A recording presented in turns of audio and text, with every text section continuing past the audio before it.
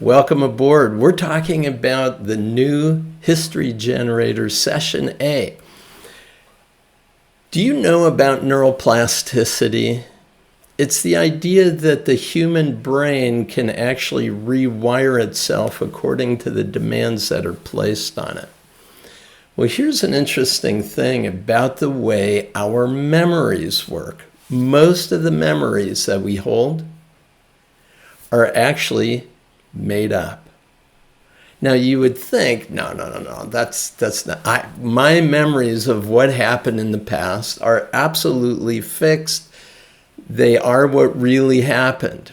There's just a problem or three. First of all, the human sensory systems pay attention in a rapid sequence of visual, auditory, kinesthetic, and they're always doing their best to rapidly determine what input, what incoming information is the most important or relevant for you at the time. When we're under stress, we have a tendency to have all of those sensory systems very much narrowed. And most of the really strong memories we have are very difficult ones that we have stored within us. Why? Because our brain is always trying to protect us from bad things happening. The other thing that happens with the human brain is it tends to delete, distort, and generalize incoming information. Again, because it's a self-maximizing memory storage system, it wants to be as efficient as possible and give you just the bare bones necessary to handle what's going on at the time. So most of our memories are actually built upon a paucity of information. With deletions, distortions, and generalizations going on, what we have is a representation that we then go back and reference throughout the rest of our lives. Now, do you have any memories of yourself, say as a child, where you actually see yourself playing? You can see yourself as a younger person playing in nature or out there. Well, if you're looking at yourself in any of your memories, you know you made them up. Because you're seeing your life through your own eyes, hearing it with your own ears, feeling it with your own body. So if you're seeing yourself in a disassociated way, there I am over there, it had to be made up.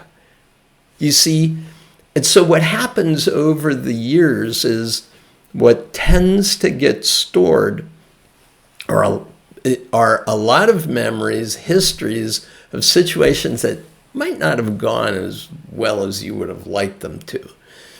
Especially if you ever have feelings of guilt or shame about a situation in the past. What's that about? Why would you retain a feeling of guilt or shame? Because your brain's trying to say, don't ever do that again. So once you realize, hey, knowing what happened as a result of that, there's no way I would do that again. Why would your mind want to play it over and over and over again? Habit. Now, as a result of that, when we look to our future, we actually reference our past in order to determine what capabilities, what powers, resources are within me to be able to help me get where I want to go. And if we look back to the past and we see limitations, areas of our lives which seem broken, erroneous, faulty in some way, I look to my future and think, maybe I don't have what I need to be able to accomplish what I want. When is that going to change?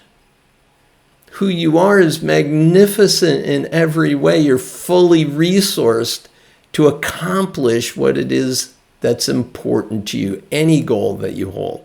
You're already fully resourced, capable of getting there. Now, you might need to gather resources around you to assist in the fulfillment of it, but that's like an acorn. Think of an acorn planted in the dirt.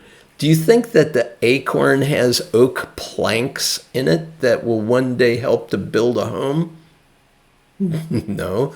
But what it is, it's a blueprint which gathers resources from all around it and within it in order to grow the oak tree. Same is true within you. You have the seed of greatness within you. You have the ability to organize the resources all around you to get to any dream that you hold. And if you're unstoppable in the movement in the direction of that, you're going to get there. What's going to help you become unstoppable is to be able to shift your internal neural wiring to access those resources instead of limitations, shame, blame, problems, etc. that may have existed in the past.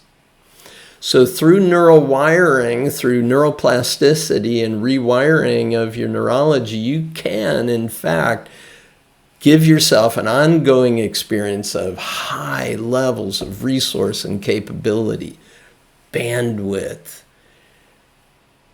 confidence, identity, beliefs, values that will assist you in achieving what you want. Now, the new history generator is one of the premier protocols that I've ever developed based on something called neuro-linguistic programming. And in it, what you do is you go to a quiet place within, and then you look to see three paths in front of you. One path, the one that's farthest on the right, is your life as it has been, the way it has been from the time of birth until now. The path that's furthest to the left is a path that you think would have been occurrences where wishes that you held throughout your life came true. So it's a path of your life with your greatest wishes actually being fulfilled. So in my life, it would be getting that mini bike when I was a little kid, or marrying my first girlfriend, or, whatever it might be, being a rock star and having a successful single hit that went viral all over the world, whatever, those wishes coming true. And then the third path is a path in the middle where unexpected things happen. Unexpectedly positive, I would recommend. And what you do is you imagine yourself walking on each of these paths, one at a time. I reset, begin at the front, walk that path, reset, begin at the front, walk the next path, and so on. And then there's something called the fourth path. Situated over the other three is another path where you can draw upon your imaginings from any of those three. Something that really happened, something that you wish might have happened, something that was unexpected that could have happened, actually happening, or something else. And you get a choice on this fourth path. Now, when you get to your present experience, so you're walking it from your earliest memory to now, then from there, you imagine your future unfolding. Now, as long as the brain is constantly making up memories, why not make up memories that you could then draw upon as possibilities, opportunities, and future strengths that would help you get where you want to go? Doesn't that make sense?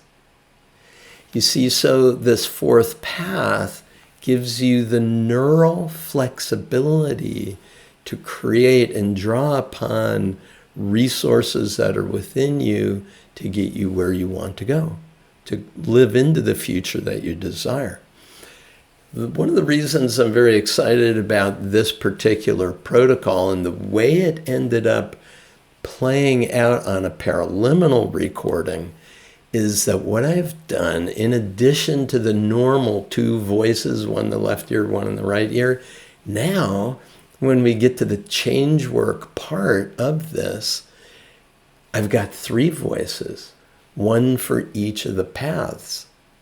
And so the voice that's more dominant over the other two is the one that you're walking with for that particular path. So when you're walking the path that's furthest to the right, what's happening is that voice, the voice that's in your right ear, tends to be the loudest. And when you are walking the path that's farthest to the left, then that voice becomes more dominant over the other two. Now, when you get to the fourth path, yes, there is a fourth voice while the other three are playing out.